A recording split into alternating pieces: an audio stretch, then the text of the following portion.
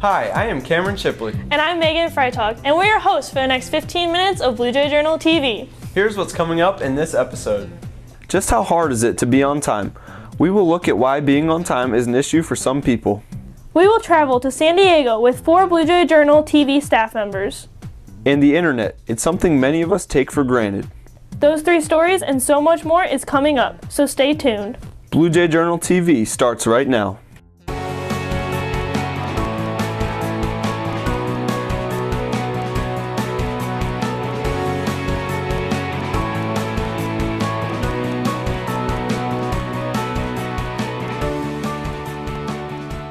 We all find ourselves running a little late every now and then, but when does it cross the line?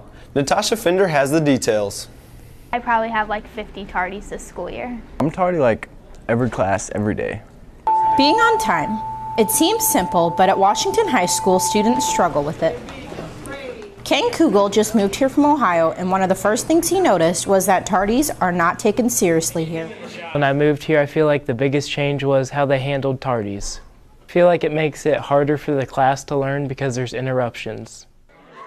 Ken isn't the only student who believes in being on time.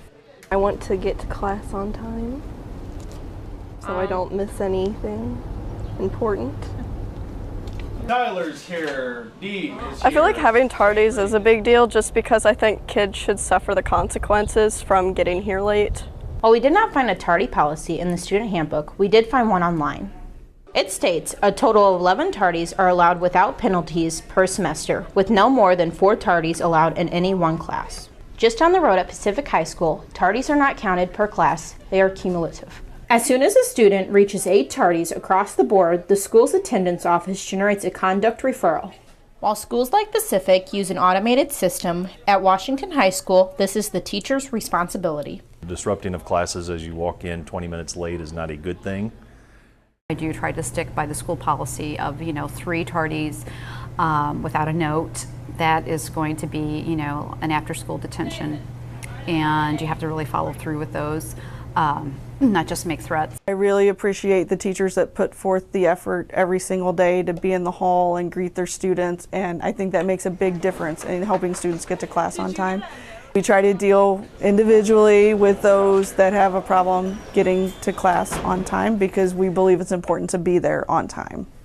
While some students may think that being on time to class is not important, the reality is that in the real world, it can lead to failure.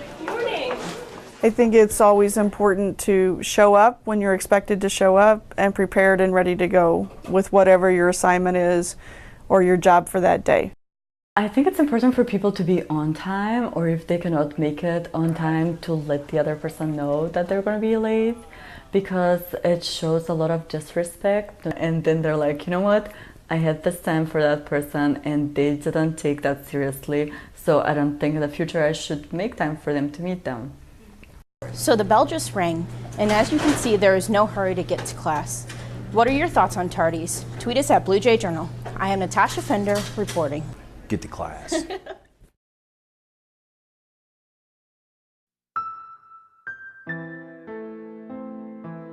I would have listened. It couldn't have been that bad. We grew up together. How could you? I looked up to you. Why didn't you come to me? Didn't you know that we loved you? I cared. A part of me died when you killed yourself. You had so much potential. I thought we were going to be roommates in college. I'm angry that you left us.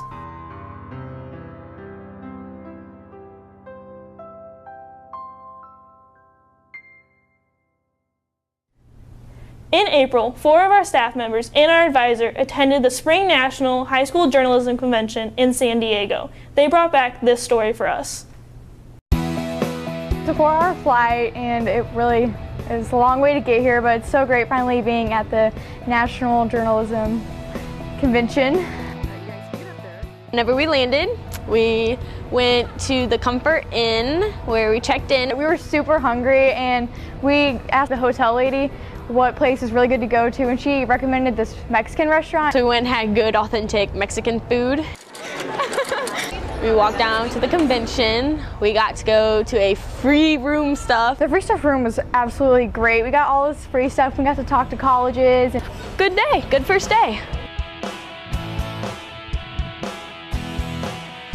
Our second day, and that's perfect weather. I love it. We worked hard. Went to classes and contests, but once it was all said and done, we scored tickets to a Padres game. Blake told us that the Padres were really bad, but they ended up winning 6-0. Go Padres! Me and Morgan and Shannon, we got on the big screen dancing. The guy with the camera just shows up and he's like videotaping everyone around us. It was the best moment of my life. It's day 3, it's Saturday, and today's definitely been such a great day. I think a lot of times when we go to these things, people think all we do is play, but the truth is we compete. I entered my 5K craze story. Went for the writing contest. I learned a lot from this convention. I think it's going to be good that we're all sophomores so we can apply it to the next 2 years after this year. Improve Blue Jay Journal overall. Here are your morning announcements. And I learned a lot of stuff about broadcast, which is really cool. Learn that less is more, and to not make excuses. If you make a mistake, miss a deadline, to own up to it. Stay classy, San Diego. You got to get involved in something. And I'm really glad that Blue Jay Journal TV has been a home to a lot of kids throughout the years, and we've given them a sense of belonging at Washington High School.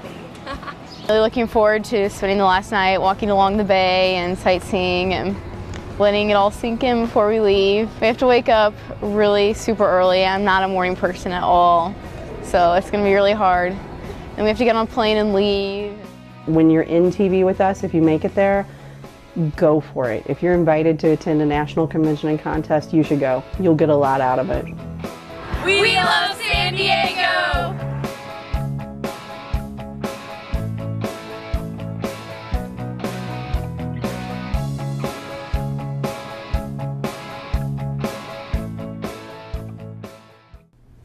Congratulations to our staff members and our advisor for the honors they brought back from California.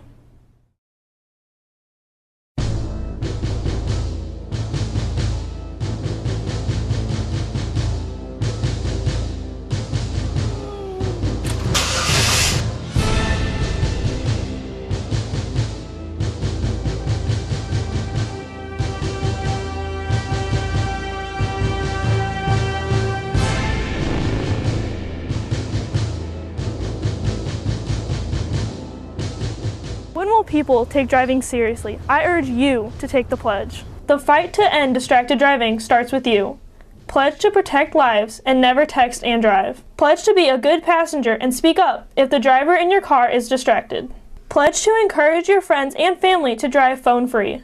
We can all make a difference and save lives just by being the best drivers we can be.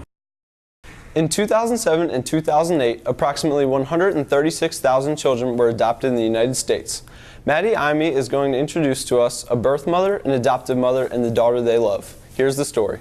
The director, Frank Block, called me and asked if I would come in and talk to him about perhaps becoming the part-time home study worker, and I've been there ever since. Shirley Moore has been helping families with adoption for 19 years, but never thought Rachel's adoption would turn out like it has. I got pregnant with Rachel when I was 18, and I had turned 19 during my pregnancy, so I had her February 14th in 1992. You see, Shirley Moore didn't just help Rachel find a forever home, she gave her that home. Because Shirley adopted Rachel, and what started as a partially open adoption has turned into a completely open adoption. Really, it was never like a complete decision, it just kind of evolved as our relationship evolved. I think it's awesome. I love being able to know where I came from and giving that connection. I can see where people are scared to do it, but it really has helped me with my sense of identity. People think we're crazy. A lot of times they do. I mean, they look at you like, you're going to do what? I think that's what people don't understand is in all the secrecy and the just forget about it, that's not healthy. Having a relationship is what establishes that pattern. Even though most people do not understand, Shirley, Sarah, and Rachel appreciate what others have done to ensure Rachel to have the life they want her to have.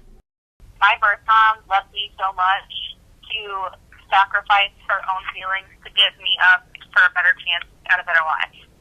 So I thank her for that. She wasn't selfish in trying to keep me at 19 as a single mom trying to get through college barely on her own feet, like a lot of people do now. Just knowing that someone can love someone so much to put someone else that isn't even born before themselves is just awesome. If you have any questions about adoption, you can call Love Basket Adoption Agency at 636-797-4100. For Blue Jay Journal TV, this is Maddie Imey reporting.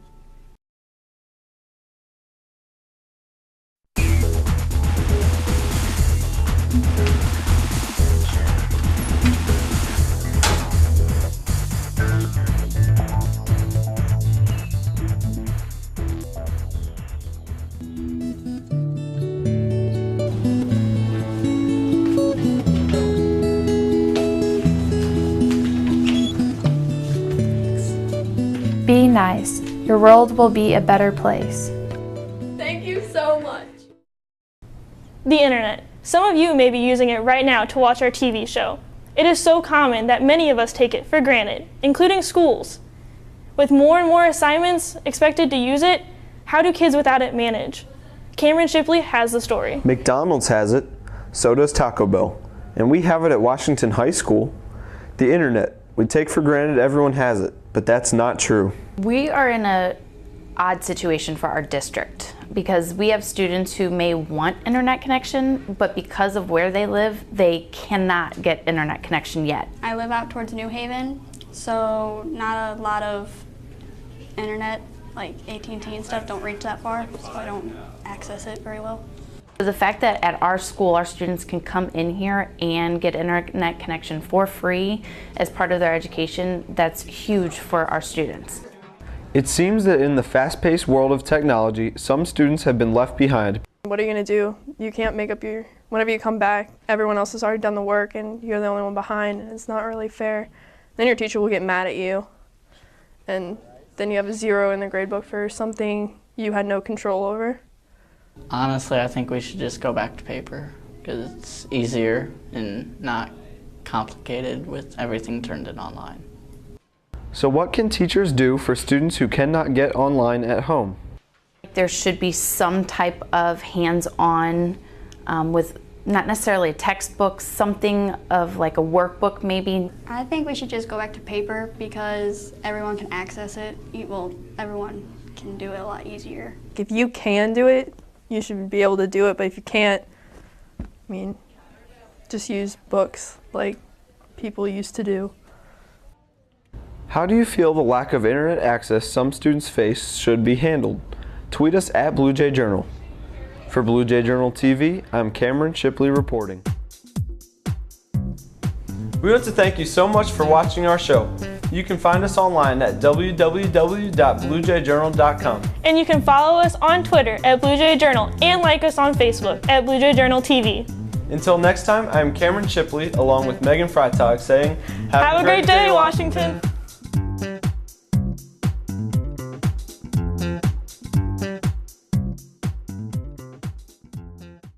I believe that no matter how old I am, where I'm from, or what skin color I have, I can speak my mind. I have freedom to live my life, worship how I wish, go where I want, and be with whoever makes me happy.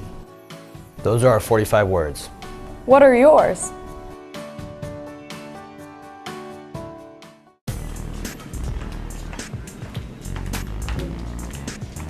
Hey, soccer practice tomorrow. Get a paper?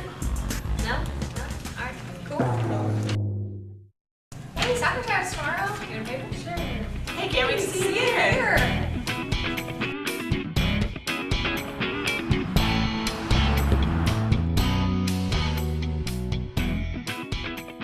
Stop texting and start living.